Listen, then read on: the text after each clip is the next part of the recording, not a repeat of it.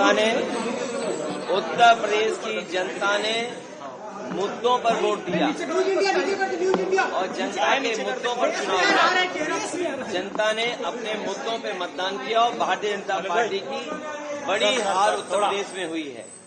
जहां तक सरकार बनने का ना बनने का है, सरकारें बना करती हैं, सरकारें गिरा करती हैं। सरकार में बहुमत नहीं हो तो बहुत लोगों को खुश कर करके सरकार बनानी होती है। मुझे लगता है ये खुश करने की जो कदम चल रहे हैं, खुश करने के लिए जो फैसले हो रहे हैं, और सब गिनती का सवाल होता है।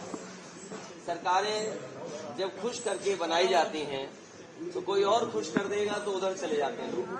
हमें उम्मीद है कि जनता ने जो फैसला देश के सामने लिया है, संविधान, आरक्षण और लोकतंत्र मजबूत हो, हमें उम्मीद है कि आने वाले समय में ऐसी चीजें आप देखोगे कि लोग उनके लिए साथ खड़े दिखाई देंगे। अखिलेश जी, अयोध्या से भी आप लोगों को जीत मिली है।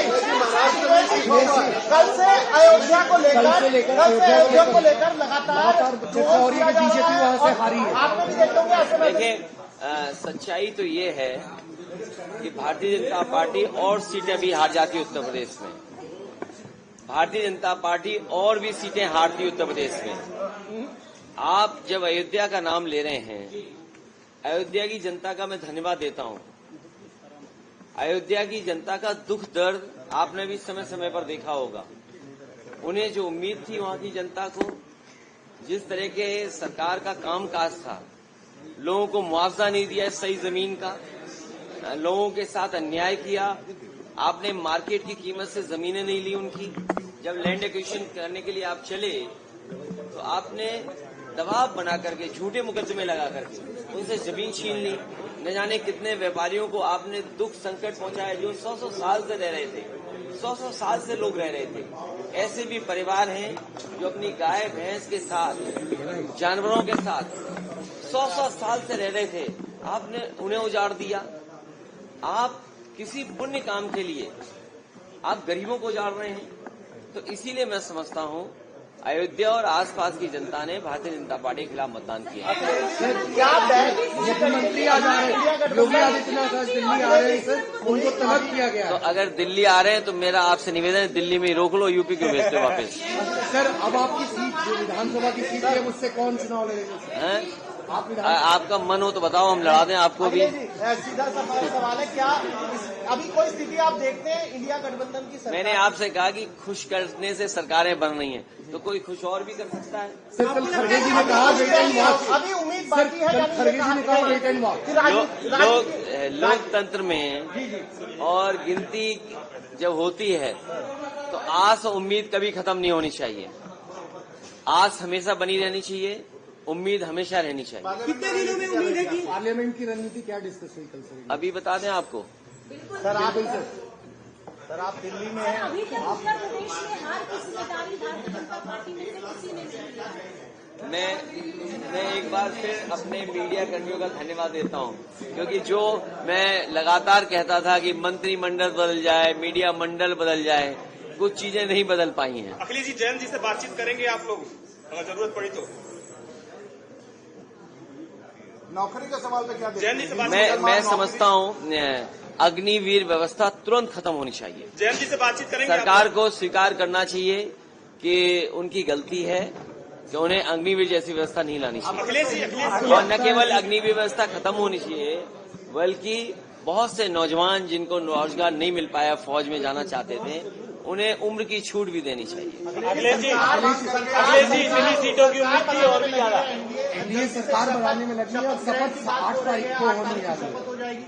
7 तारीख को राष्ट्रपति ने समय ले लिया। तो अच्छी बात है, वो तो गिनती है, गिनती जिसके पास होगी राष्ट्रपति उसी को शपथ पे बुलाएंगे, फिर गिनती बदल जाएगी, फिर कोई और शपथ देगा। ये क्या बात हुई? ये तो शपथ चलती रहती है।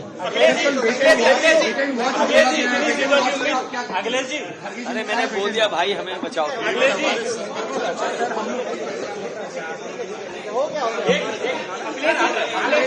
सर, वेट एंड वॉच बातचीत करेंगे आप लोग?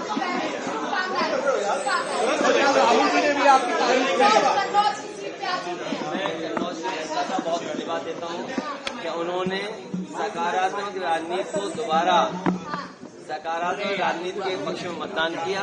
कन्नौज की सुगंध और महकेगी और दूर तक जाएगी। सबसे ज्यादा सीटें आपकी पार्टी को मिल पाएंगी। 37 सीटें आई हैं सर आपकी पार्टी में उत्तर प्रदेश में। मैं जनता का धन्यवाद करता हूँ। सर अखिलेश जी, नेताजी की अनुपस्थिति में आपने रिकॉर्ड जीत हासिल की, उनको किस तरीके से याद कर रहे हैं? पहला चुनाव लोकसभा। देखिए, नेताजी रहते तो हमारे आपके लिए सब के लिए खुशी की बात होती है, लेकिन कुछ चीजों पे बस किसी का नहीं चलता है। लेकिन जहाँ कहीं भी नेताजी रहे होंगे या होंगे, उन्हें अच्छा लग रहा होगा कि समाजवादियों ने आज उत्तर प्रदेश में बहुत सीटें जीती। जीत का मार्जिन बहुत ज्यादा रहा। जीत का मार्जिन आपने पहले दिन से लेकर आज चुनाव के आखिरी दिन तक पीडीए कहा, आपको लग रहा है वही की फैक्टर भी बना? देखिए, पीडीए की लड़ाई बड़ी है और पीडीए के लिए लोगों को जागरूक करना, पीडीए आंदोलन के लिए लोगों को जोड़ना, पीडीए के तमाम सवाल हैं उनका जवाब सरकार से मांगना। मान लीजिए सबसे प्रतिष्ठित यूनिवर्सिटी जेएनयू है, क्या पीडीए परिवार वहाँ 15% से भी ज्यादा है? क्या 15% से भी ज्यादा है वहाँ पर? मान लीजिए और प्रतिष्ठित इंस्टीट्यूशंस हैं, उसमें पीडीए परिवार के लोग कितने हैं? तो पीडीए की जीत जरूर हुई आज यूपी में, लेकिन पीडीए को लेकर के लड़ाई जो लड़ी जा रही है वो लंबी लड़ाई है। जो बाबा साहब भीमराव अम्बेडकर जी लड़ते थे, डॉक्टर राम मनोहर लोहिया जी ने जो अपने जीवन भर लड़ने का काम किया, नेताजी ने वो रास्ता हम लोगों को दिखाया है, उस रास्ते में लगातार हम लोग चलेंगे। कोई बातचीत करेंगे, जरूरत पड़ी तो जरूरत पड़ी तो जयंत जी से बातचीत करेंगे आप।